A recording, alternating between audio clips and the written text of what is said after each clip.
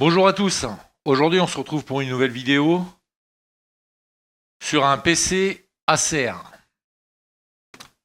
Le problème de ce PC,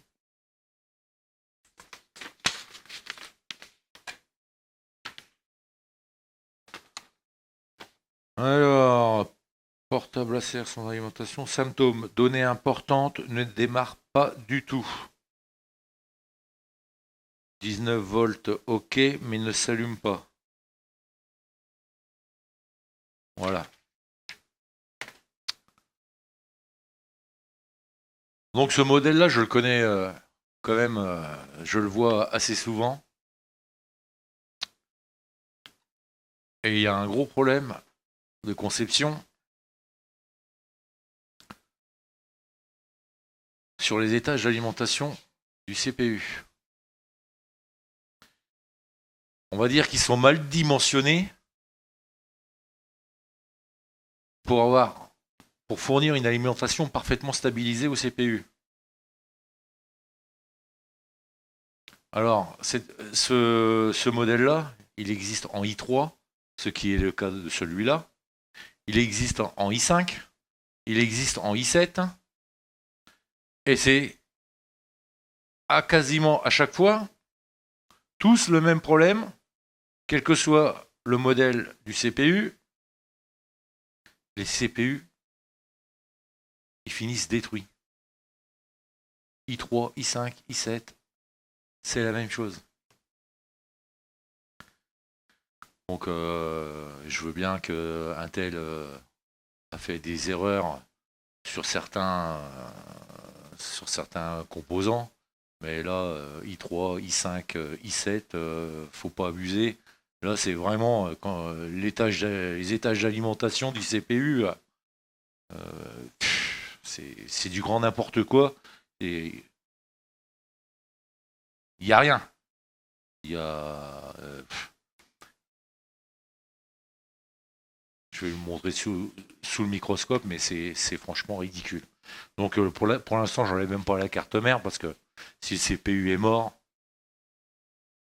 je vais quand même vous brancher l'alimentation.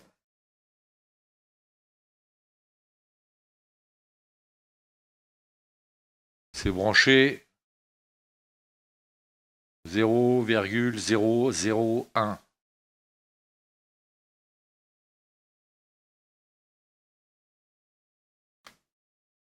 Pour ainsi dire, il n'y a rien.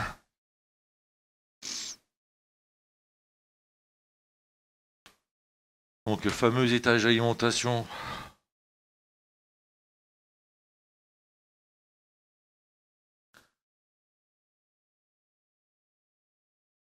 Là, je me trompe pas celui du GPU. Je sais plus celui du GPU. Il y a des chances que ce soit celui du GPU. En tout cas, ça, cet IC-là, c'est l'IC qui gère le GPU ou le CPU au niveau des alimentations.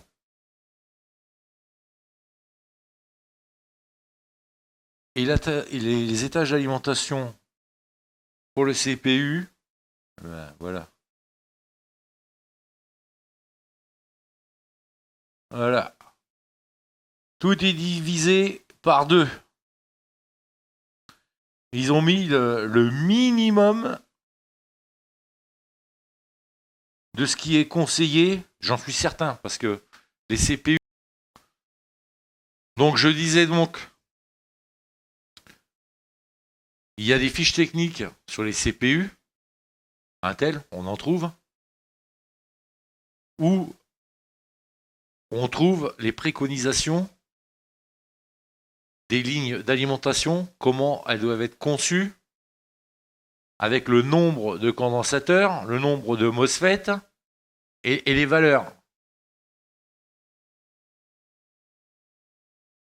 pour un fonctionnement optimal du CPU. On arrive à retrouver. Et là, c'est divisé par deux.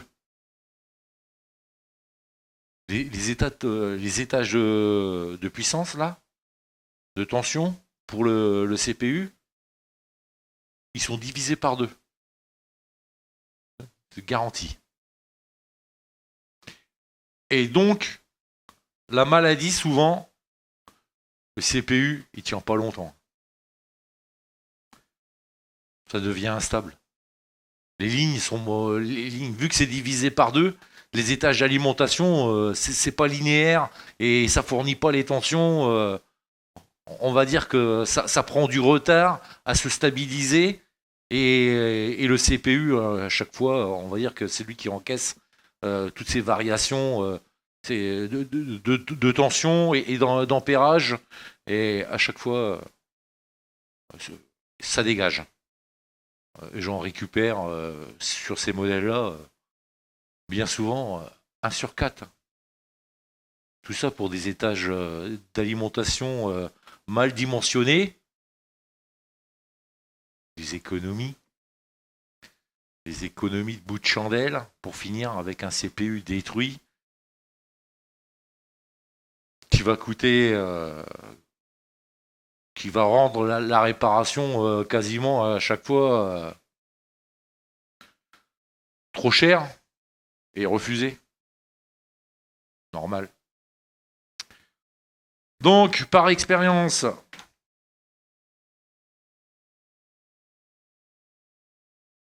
de ces cartes mères, malheureusement, vu le nombre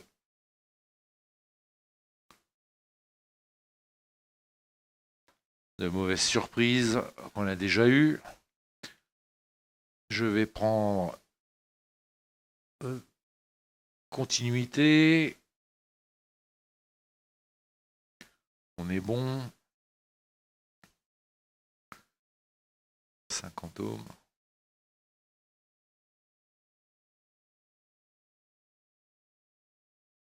Donc, de mémoire. Donc voilà. Tâche d'alimentation, là. On voit tous les composants qui manquent hein, pour stabiliser. MOSFET, c'est pas les seuls hein, à le faire. Il n'y a pas que Acer. Mais là c'est vraiment réduit de moitié.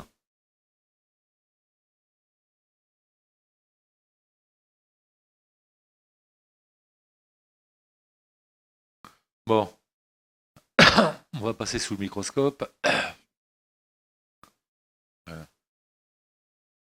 Étage d'alimentation du CPU.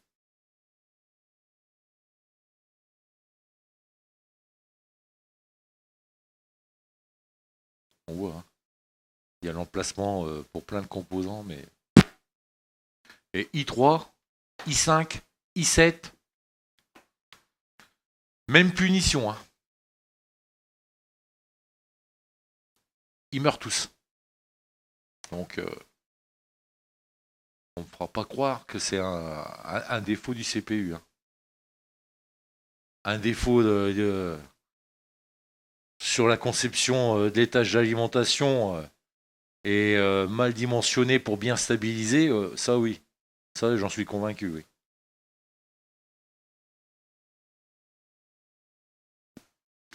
Bon, alors.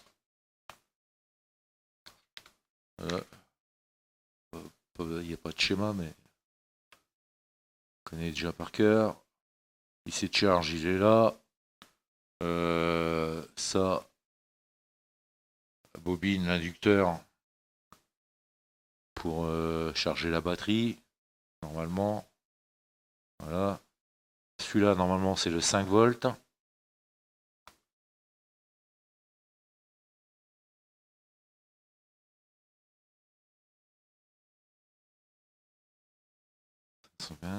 Celui-là, de mémoire, c'est le 3 volts 3. Et celui-là, c'est le 1 volt 2 pour la DDR4.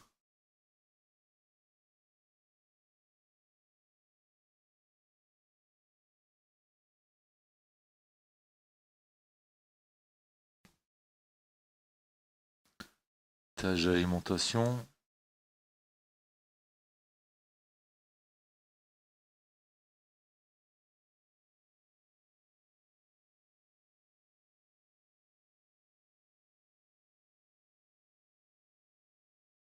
Ça sonne.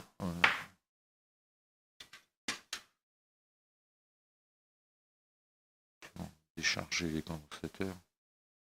Ok, je l'ai pas branché. Si, je l'ai branché.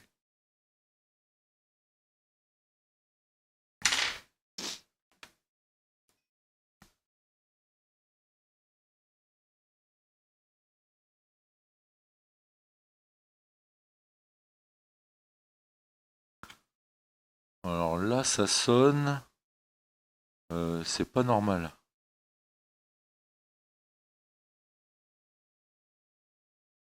Là, ça sonne, c'est pas normal. Et ça, normalement, c'est le 19 volts.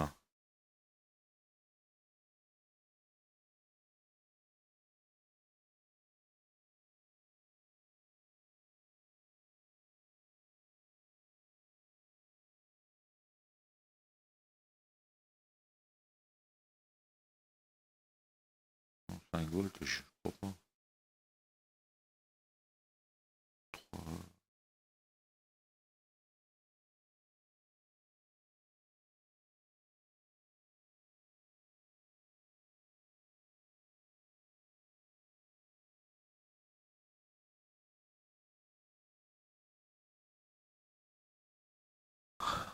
Alors,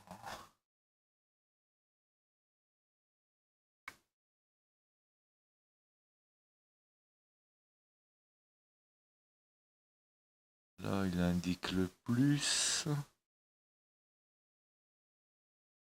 Donc là, le plus.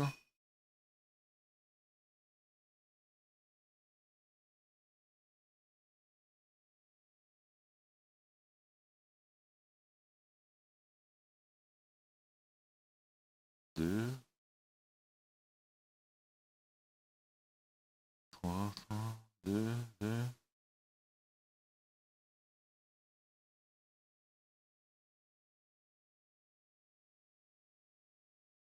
Non, c'est pas normal que ça sonne là.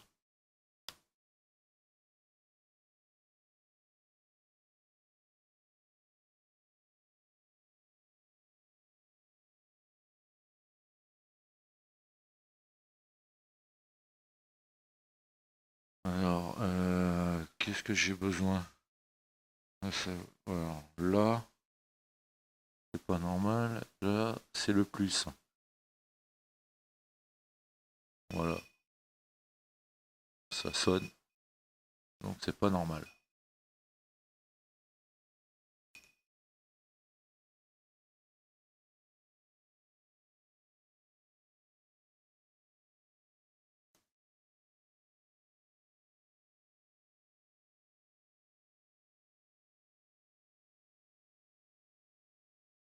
C'est pas normal.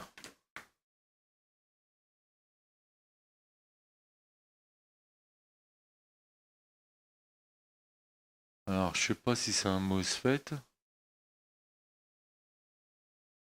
ou si le condensateur.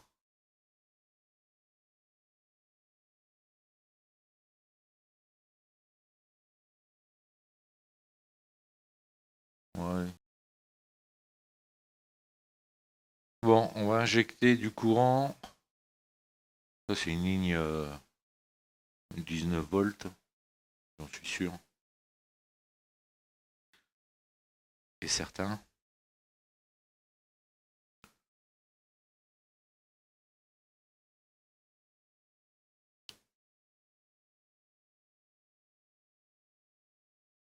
Donc, je vais me trouver une masse d'abord. Fixer.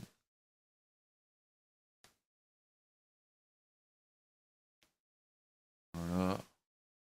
Donc,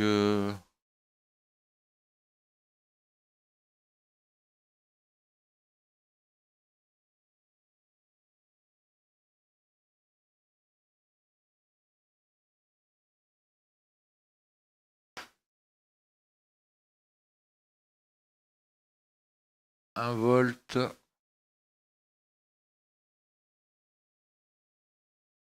1 volt 4.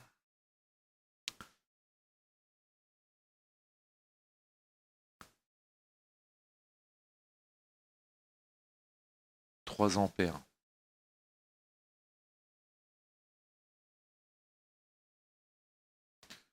Donc on va déjà voir s'il y a un court-circuit ou pas.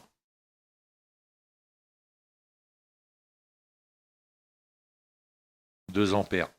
Il y a un court-circuit. Voilà. Bon, on va essayer à l'alcool.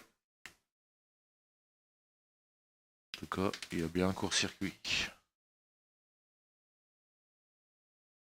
Donc le plus, là, c'est marqué. De toute façon, c'est des condensateurs chimiques, c'est pas dur.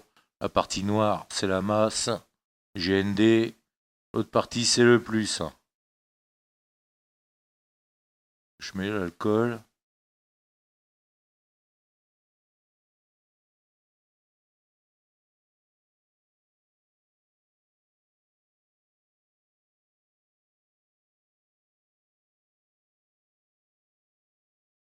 Bon, a priori,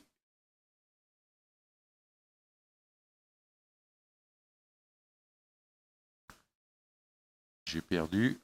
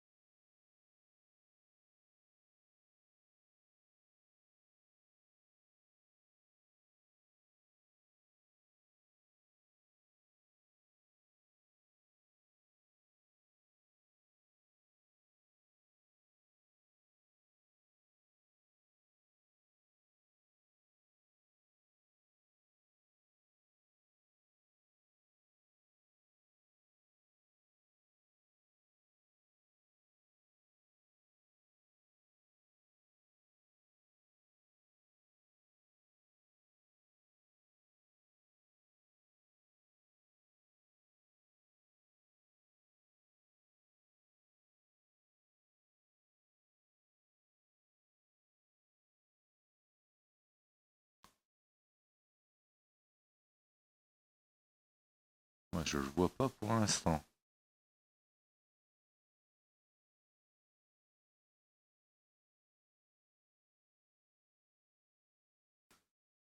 Bon, voilà, on va mettre sous la caméra thermique maintenant. Voilà. Carte mère est toujours dans le châssis. Et je vais alimenter en haut.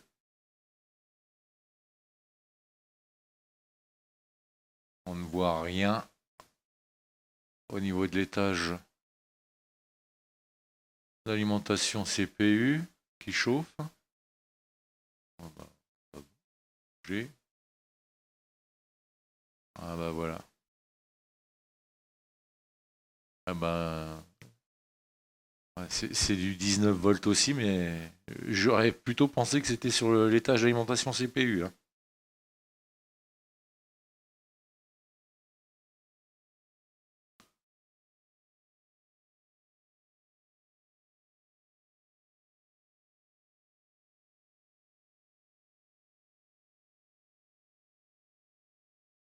Voilà, là, ça chauffe. Hein.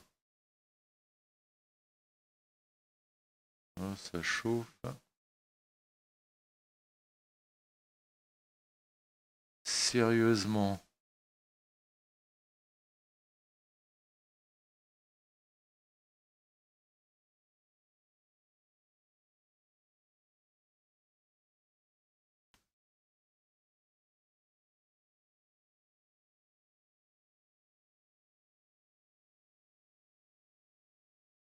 MOSFET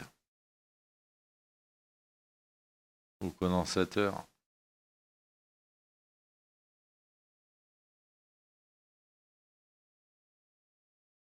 MOSFET et condensateur. Putain, si c'est le MOSFET qui a lâché, ouais, j'espère que le 19 volts il est pas passé dans le GPU. Voilà, c'est pareil que le CPU. Bon, on a trouvé notre zone qui cause problème.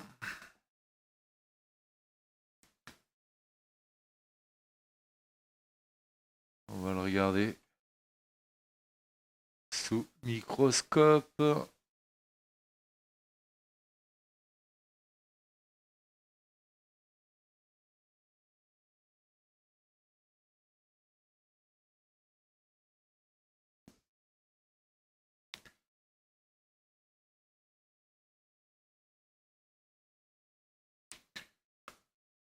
Donc là.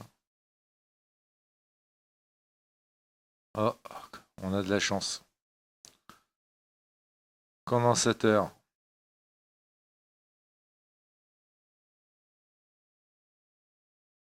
Ouais, vous le voyez aussi bien que moi.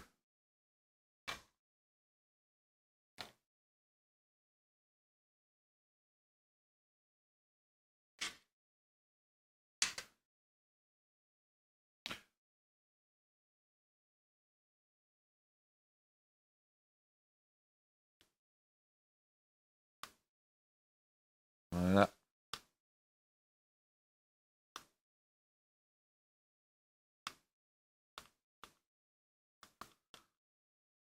Voici notre coupable. Bon, allez, on s'occupe de l'enlever.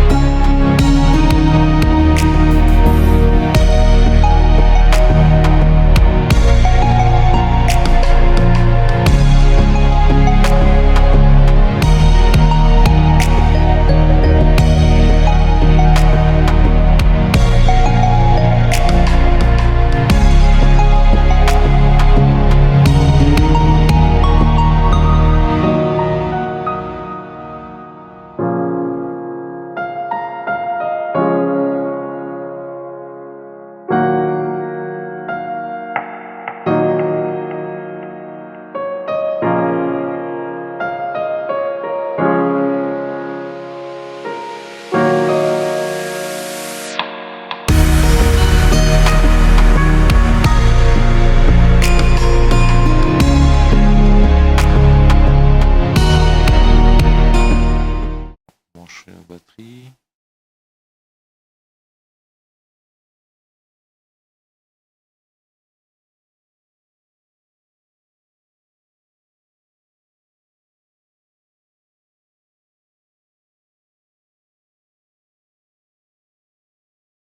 Mettre la barrette, mémoire, DDR cote.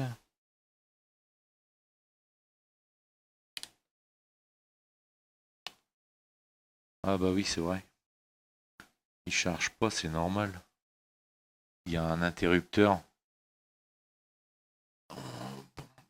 Il y a un bouton poussoir quand vous fermez le couvercle qui actionne la charge ou qui enlève la charge.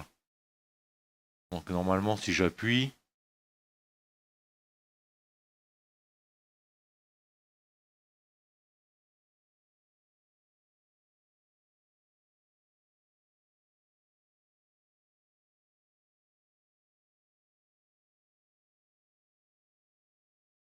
ça va charger quoi.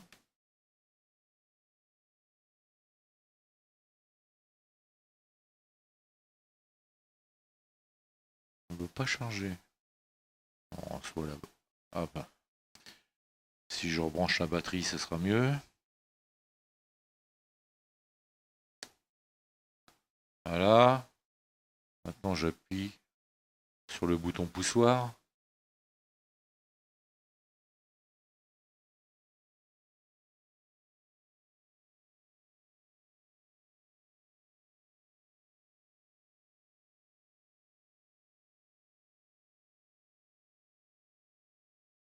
Voilà. Ah, il a essayé de démarrer. Oh, ça me paraît pas mal. Ah non, il veut démarrer, mais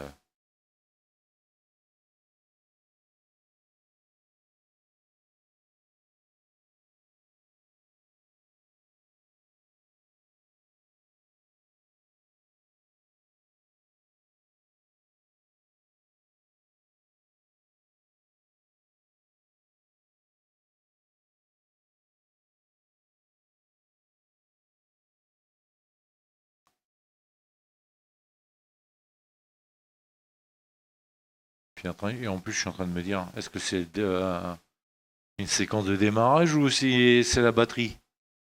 Non, séquence de démarrage. Il a fait plusieurs checks. Donc voilà.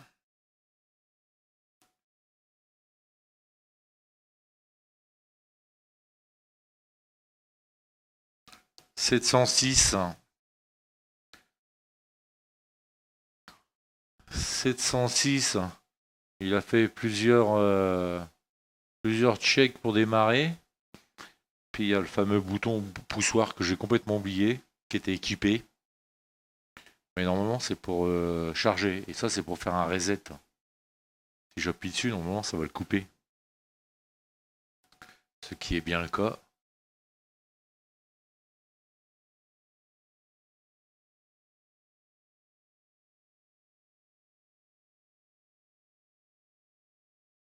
Voilà.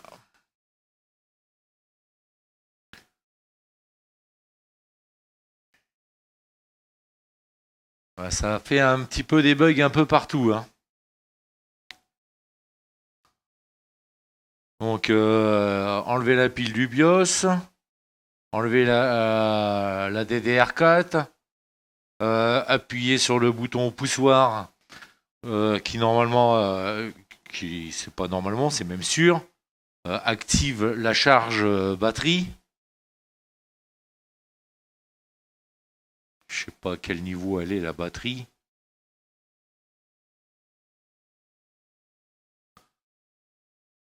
Je voulais vous partager une petite astuce que je fais systématiquement sur ce modèle de PC Acer. Là, au niveau du dissipateur, là, vous avez la partie où il y a la pâte thermique, mais qui va seulement sur le die, partie CPU. Mais là, juste à côté, vous avez un décrochement. C'est la partie PCH qui chauffe énormément. Moi, ce que je fais, je prends un pad thermique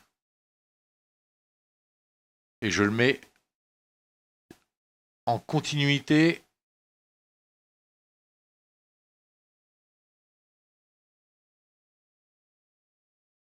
comme ça. Donc là, vous aurez le CPU qui sera en contact avec la pâte thermique. Et là, vous aurez le PCH qui sera refroidi par le pad.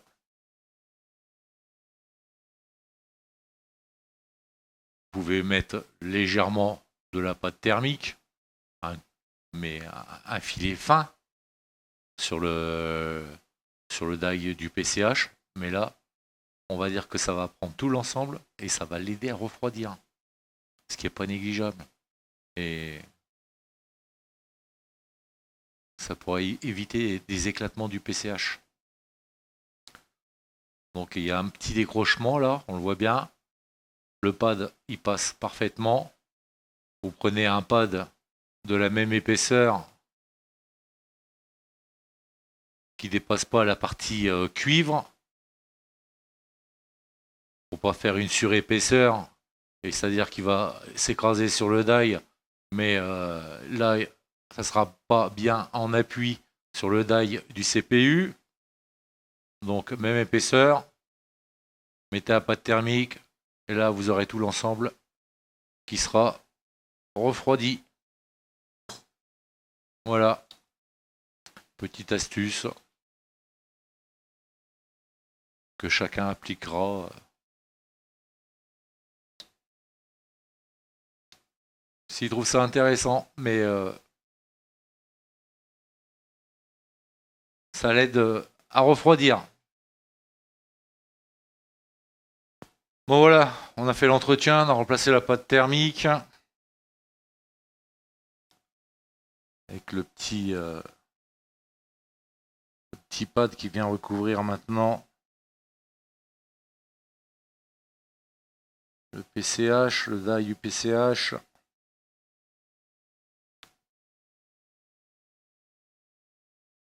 On va le mettre en route.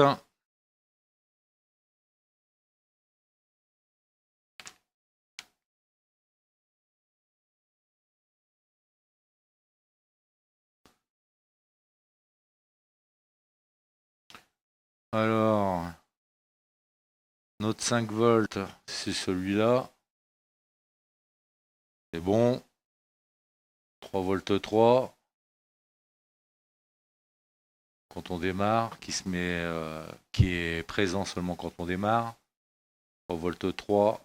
Et bien là, celui-là, c'est l'alimentation de la DDR4. Donc 1 volt 2. Voilà. Et là, il faut se méfier parce que il y a certains modèles, Acer en fait partie, qui peuvent vous induire en erreur que la batterie ne charge pas. Mais il y a certains modèles où il y a un bouton poussoir quand le couvercle est fermé vient appuyer pour la charge de la batterie, pour recharger la batterie. Donc là, j'ai 3 volts, c'est pour recharger la batterie. Mais si j'appuie sur le bouton poussoir, c'est une batterie qui est donnée à 15 volts.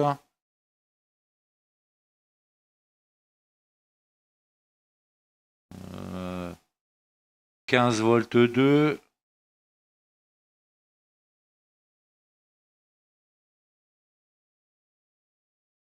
Regardez les watts, je le vois pas. Donc si j'appuie sur le bouton poussoir,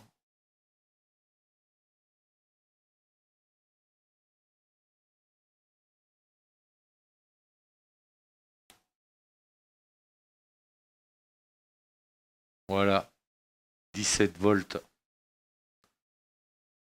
Ce qui est la bonne tension pour recharger la batterie. Et si je lâche le bouton poussoir,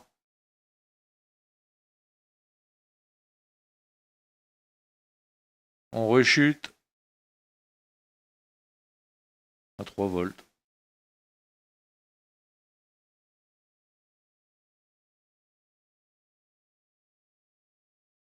Je réappuie. C'est bon. Mais au niveau alimentation, on charge rien au niveau de la batterie. Donc là, je prends sur le connecteur de la batterie. On a bien nos 17 volts. Ce qui n'est pas normal vu que la batterie elle est vide. On devrait être à la tension actuelle de la batterie. Et la tension remonte au fur et à mesure que les cellules se rechargent. Là, on a directement 17 volts sur la borne de la batterie. C'est-à-dire que la platine en interne donne plus d'informations sur son état. Alors là,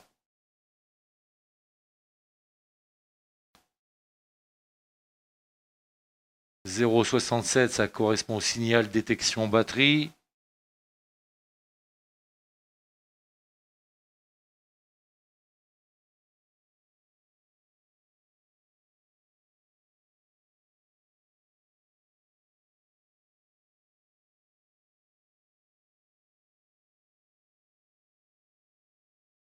Trois volts 2.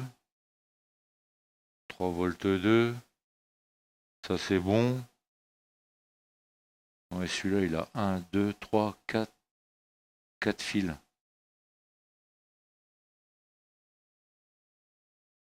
Donc on a bien le signal. Ça c'est bon.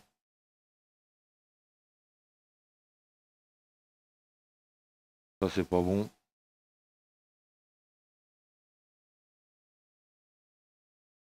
Et ça c'est bon. Voilà. Malheureusement pour la batterie. Et pour le GPU et CPU, donc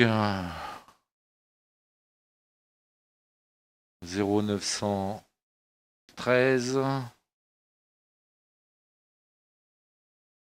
800 0,865 0,991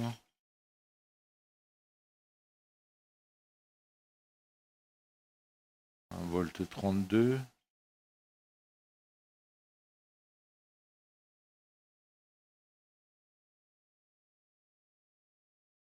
0,32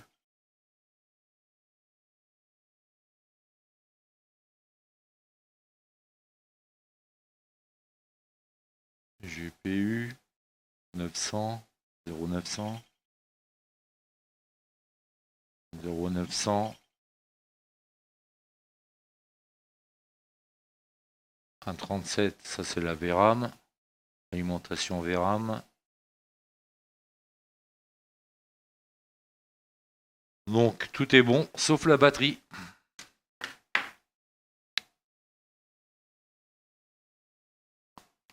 Bon, je finis de remonter ça. Et on voit ça juste après. Donc voilà, tout est remonté, carte mère, nettoyage, pas de thermique. Donc, il démarre bien, pas de soucis. Et on a eu beaucoup de chance que ce soit pas le CPU. Hein. Je vous dis, j'en ai eu quelques-uns dans les mains de ce modèle-là. Et celui-là, c'est un A517, mais les A515, c'est la même. Les CPU i3, i5, i7, ça part, malheureusement. Puis, quand on annonce le tarif de réparation là, pour ces machines-là, pour remplacer le CPU, là, ça devient compliqué de les réparer vu le prix, et je comprends tout à fait les clients.